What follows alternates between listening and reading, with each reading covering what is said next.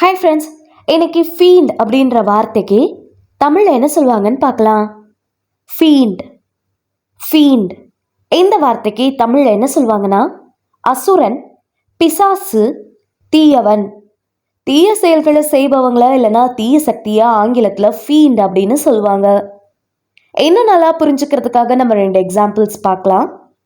First example, he is a fiend for details.